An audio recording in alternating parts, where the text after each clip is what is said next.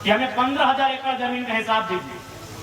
हमारे बाप दादाओं ने आपको 15,000 एकड़ जमीन दिया है, आपने मात्र 3,000 एकड़ में काम किया है, बाकी में हम लैला मजनू के लिए पार्क बनाने जमीन नहीं दिए हैं। हम वो बात कहने आए हैं जो बात कहने से अर्जुन मुंडा, सुदेश महतो, बाबूलाल मरांडी और हेमंत सोरेन की हालत खराब हो जाती है। हम गांधी को मानते हैं, गांधी के आदर्शों को मानते हैं, लेकिन गांधी को हर चीज को नहीं। मेरी उम्र 29 साल है, कोई कहेगा कि एक गाल में मारेंगे तो 8 देंगे, भैया नहीं होगा। तो मेरी बातें लग रही कि लड़का भड़का रहा है, कोई नहीं भड़का रहे हैं। 77 में मारे गए शक्तिनाथ महतो, 87 में मारे गए निर्मल दास, 7 में मारे गए सुनील। मार तो रहे ही है, क्या हम कुछ नहीं भड़का रहे हैं, असलियत बता रहे हैं। आपको गर्दन छोटा छोटा के मारिए रहा है, कौन दुनिया में है आप? 77 में कोयला माफियाओं ने मारा, उसमें टाटा का रोल था, टाटा के जीएम का। आज हम खड़े होकर 1000 बार बोले हैं, टाटा सिधवा में भी टाटा है, टाटा के जीएम ने पैसा दिया था मारने के लिए। 77 में शहीद शक्तिनाथ महतो को मारा गया, गदन के गोली मारा गया। 87 आपको मालूम है निर्मल दास, क्या कारण था? झारखंड का तो मटर था ही, सुवर्ण रेखा नदी बहुउद्देशीय परियोजना, कंपनी का रोल वहां भी था। सुनील महतो को मारा गया, उसमें भी बहुत सारे लोगों ने नया नया तर्क दिया। ठीक है, आप खारिज नहीं कर सकते हैं, लेकिन आपको यह भी मानना होगा कि सुनील दा 1 सप्ताह के अंदर केंद्र में कोयला मंत्री बनते। तो अगर कोयला मंत्री बनते तो पेंट में 1 नंबर माफिया लोग करता कि नहीं करता? हल्के में मत लीजिए। गुरु जी जेल में थे, जेएमएम के सबसे बड़े लीडर होते सुनील महतो, शायद सीएम का फेस भी होते, मुख्यमंत्री का फेस होते सुनील महतो। गुरु जी जेल में थे, मुख्यमंत्री का फेस थे सुनील महतो। आसान नहीं है इस मौत को समझना। 77 में मारे गए, 87 में भी मारे गए और 2007 में भी मारे गए, 27 में भी मारे जाएंगे। आपका मौत रुका नहीं है। आपको जो कह रहा है ना कि लड़का भड़का रहा है, वो अपना रोटी सेक रहा है, हम असलियत बता रहे हैं। 2027 में मारे जाओगे और 47 में मारे जाओगे। लिख लो 27 में मारे जाओगे, 47 में मारे जाओगे। लेकिन आप अगर मारे जाते हो, आंसू मत बहाना, काउंटर करना। अगर काउंटर करने का हिम्मत है तो तैयार रहना। आप अगर मारे जाओगे तो काउंटर करना। आप अगर मारे जाओगे तो बेईमानों के साथ, शैतानों के साथ, कोयला माफिया, भू माफिया, बालू माफिया, पानी माफिया, उन लोगों का काउंटर करना। अगर आप मारे जाते हो तो, और नहीं तो ऐसे समय मारे जाओगे, ऐसे मारे जाओगे, ऐसे काटे जाओगे, बेरहमी से मारे जाओगे। चाहे मालूम है कि उनकी नजर तुम्हारी जमीन पे है, उनकी नजर तुम्हारे कोयले पे है, उनकी नजर तुम्हारी बालू पे है, उनकी नजर तुम्हारे संसाधन में है। तुम हमेशा मारे जाओगे। हम कोई भड़काने नहीं आए हैं, हम वो बात कहने आए हैं जो बात कहने से चंपा सोरेन की भी हालत खराब हो जाती है।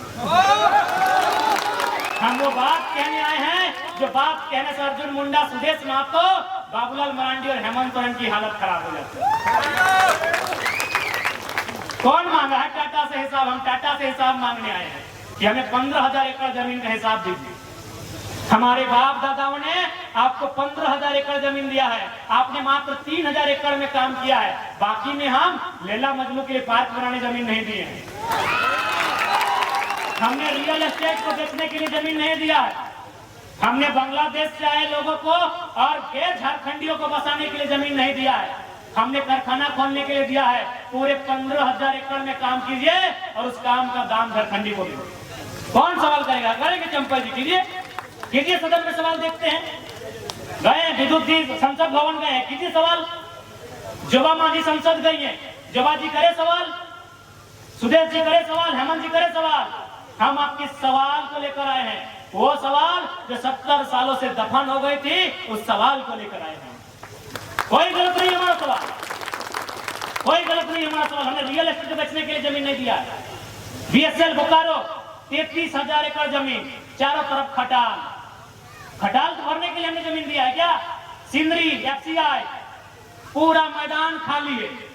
कम से कम 3-4 किलोमीटर तक लंबा मैदान खाली है। जहां हम लोग अधिवेशन किए तब देखेंगे मैदान को, किसका है? झारखंड के लोगों का है। 52 गांव, लगभग 52 गांव उजड़े हैं सिंदरी में, उनका जमीन है। तो कहे नहीं सवाल होगा, आपकी हैसियत जितना थी उतना जमीन रखिए, नहीं तो वापस कीजिए। तभी हम मानेंगे ये किसानों का देश है, तभी मानेंगे ये महात्मा गांधी का देश है, तभी मानेंगे भगत सिंह का देश है। और नहीं तो चिक चिक के कहेंगे ये ये जनरल डायर का देश है, ये चैंपलिन ना चार्लिन क्या बोलते हैं उनका देश है। जब गांधी के विचारों को मानेंगे तो हम क्यों मानेंगे?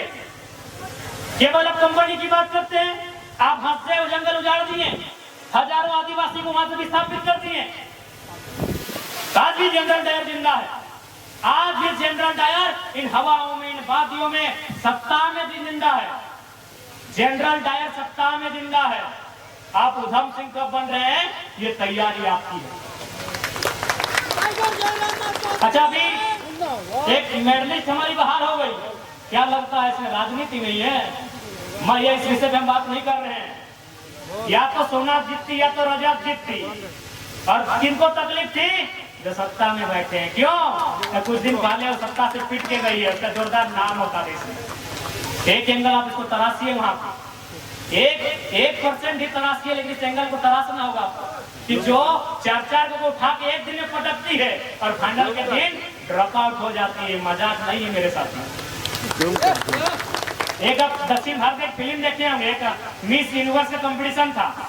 जो लड़की जीतने वाली थी उसको बोला हरा दो, उसका जो गुंडा था वो उसको हराइए, उसको हरा दिया गया था। ये ओलंपिक में भी और खेल में भी सब कुछ हो सकता है। ज्यादा नहीं कहेंगे इसमें से। आपको थोड़ा सा एंगल तराशना हो, क्योंकि वो इस देश से पिट के गई थी, इस देश की सड़कों से घिसट के गई थी। आज अगर वो ओलंपिक से मेडल लेके आती तो वो बादशाह बन गया। और ये शायद कुछ लोगों को मंजूर नहीं था। अब वो कौन लोग हैं आपको पता नहीं। इसलिए ये जो आवाज आई है, ये आवाज गलत नहीं है। थोड़ा तरीका हमारा बोलने का हो सकता है एग्रेसिव। अब 29 साल के हैं तो क्या भाई भगत सिंह की उम्र में गांधी जैसा बात थोड़ी कर पाएंगे। हम गांधी को मानते हैं, गांधी के आदर्शों को मानते हैं, लेकिन गांधी को हर चीज को नहीं। मेरी उम्र 29 साल है। कोई कहेगा कि एक गाल में मारेंगे तो हार देंगे, भैया नहीं होगा। हम गांधी के विचारों को मानते हैं, लेकिन 100% जिस उम्र में है शायद संभव नहीं है। तो हो सकता है मेरी बात करने का लहजा थोड़ा एग्रेसिव होगा, स्वाभाविक है। जिस उम्र में होगा ही, हम भी दादाजी की उम्र में आ जाएंगे तो हम भी प्यार से बात करेंगे, हम भी नॉर्मल बात करेंगे। लेकिन अभी मेरा उम्र है और आग्रह करेंगे इस उम्र के इस तूफान को, इस आंधी को रोकिए मत, साथ दीजिए, फिर देखिए होता क्या है। क्या होता हो तो दिखा है ना। बन्ना गुप्ता अनीता दीदी का जमीन हड़प रहा था ना, कौन मान नील मान है।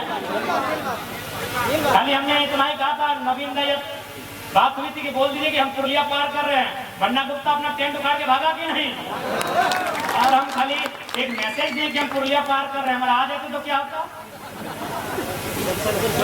क्या लगता है? अरे आपकी ताकत बन क्या है, एक बार भरोसा जताइए, आपकी ताकत बनने में हम लोग कहीं कमी नहीं होती। क्या होगा? गोली खाएंगे। हम तो कह रहे हैं, हम तो स्वीकार कर रहे हैं, हमारे कॉर्पोरेट के दलाल हमें गोली मारे, तमाम कंपनियों के दलाल हमें गोली मारे, तमाम ब्यूरोक्रेट्स में जो भ्रष्टाचार अधिकारी बैठे हैं वो हमारी मौत की साजिश रचे। हमने कब मना किया, लेकिन एक शर्त है, हमारी मौत हो जाए तो मातम मत मनाइएगा, चीता बाद में जलाइएगा, पहले उनके हौसले को जलाइएगा। लिस्ट कर लीजिएगा, लिस्ट कर लीजिएगा। जैसे चांडिल डैम, आपको मालूम है कि चांडिल डैम की समस्या किसके कारण है, किस पदाधिकारी में, किस ऑफिसर के कारण चांडिल डैम की समस्या है, लेके डूब जाइएगा। ये हमारी चिता में बिल्कुल किसी को आने की आवश्यकता नहीं है। 10 दिन पड़ा रहेगा, 10 दिन बर्फ में डाल के रखिएगा, 1 महीना बदबू मारेगा हमारी बॉडी से, मारने दीजिएगा। हमारा बॉडी सड़ जाए, सड़ने दीजिएगा, लेकिन सच में अगर गुस्सा लगे तो उनके हौसले को जला के जाइएगा, चिता जला। नहीं तो आप मारे जाएगा।